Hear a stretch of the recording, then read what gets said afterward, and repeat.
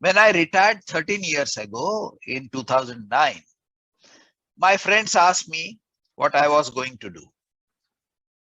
I was not going to have a fixed routine. No getting up early, no reading reports, no meetings, no official work, no nothing after retirement. It was an unfamiliar situation for me as I had worked for 37 years in 9 to 5 job. Now suddenly it was up to me to use my time the way I wished. And I had a big problem on hand. I had too many things on my mind. My list of to-do things was very, very long and it kept growing. How to choose where to start? How to prioritize? I wanted to blog. I wanted to write short stories, novels, and poetry. Sketching, painting, practicing photography, traveling, writing travelogues was on my agenda. I wanted to travel from Mumbai to London by sea. That was my childhood dream. And these were just a few of my wish lists. During my corporate career, there was not much time to do what I always wanted to do. So I decided that I will do whatever I wanted to do following my retirement. And the way I want to do it, I will be doing it. This resolution I knew was going to test my talent to the hilt. There were activities which I had done before and there were activities which I had never done before. I have a great fear of ridicule. It has stalled many of my actions. Discovering that I can't do some things was not going to be a very pleasant experience. Will the acceptance of my limitations be easy at the age of 58 as I was then? That's a difficult question, right? I would never want to admit that I am not good at certain things or that I do not have talent for certain things. I mean, nobody would like to admit that. And there is a bigger question. How do I decide that I'm good enough at certain things? But I was going to test my talent. And that's why the byline, testing the limits of my talent.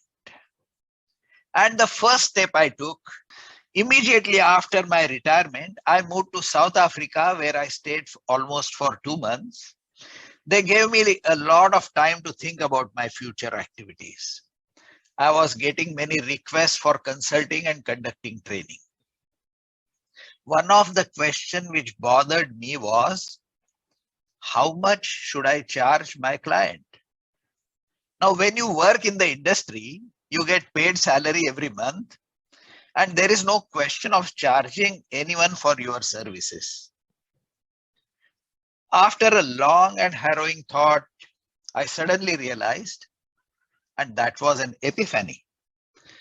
Never in my life I have charged anyone for my services. Why should I do it now? That realization became my decision. You decide how much to pay. I will decide what to do. This meant I will undertake an assignment only if it interested me, but the client had to decide how much to pay me. I was not going to tell him anything. I assured my clients that I will not question the fee they will pay, and I will accept whatever they give me without any complaint. That was a radical step. A friend who had invited me as a consultant actually said, "Yaar, तूने तो धर्म संकट खड़ा कर दिया." But the point was that I would accept an assignment only if I found it interesting. I mean, if you have to do work which you don't like, then it's a job. But after retirement, why should you do that? For example, I do not like working on assessment centers, and I never accepted those assignments. It freed me from thinking about money. It placed the responsibility for fair payment on my client. Believe it or not, within a year, I was earning more than half of my last drawn pay. Not too bad for a retired person. Certainly, it was good enough for me. My experiment had succeeded and it worked for 4 years. I realized that if you trust people, they reciprocate. It is an excellent way to create long-lasting relationships. This lesson, of course, is not new to anybody. It is certainly not new to you. You realize it several times in your career, in your life. But in this case, the difference was that I had proactively created a situation where I had made myself vulnerable. What if they paid me very low fee or did not pay me at all? But I had de-emphasized money from my mind. And that brings me to another realization from this experiment. When you remove money from your mind, there is no clutter at all in your mind. The clarity with which we are able to think when money is not on our mind is simply amazing. Another lesson was that we create trust when we make ourselves vulnerable.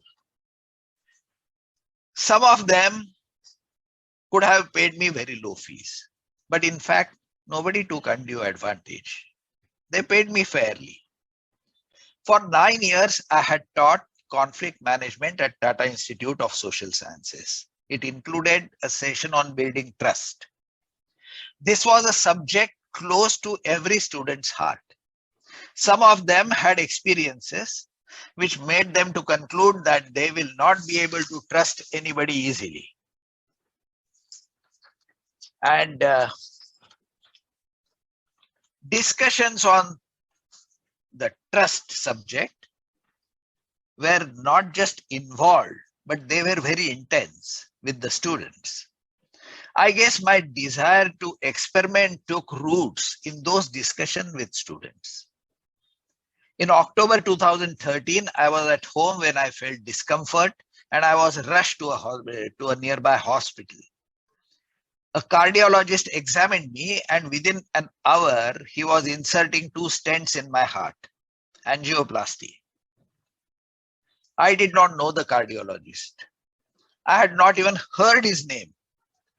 In spite of the speed of event and unfamiliarity with cardiologists, I was comfortable trusting him with my life. We were having a good chat and occasional joke also. The funny aspect was that I was on the operation table and he was operating on me. Did my experiment make me trust the doctor totally? I think yes. It expanded the limits of my ability to trust people. This experiment also reinforced my enthusiasm of trying out my new ideas. Success of this experiment boosted my confidence.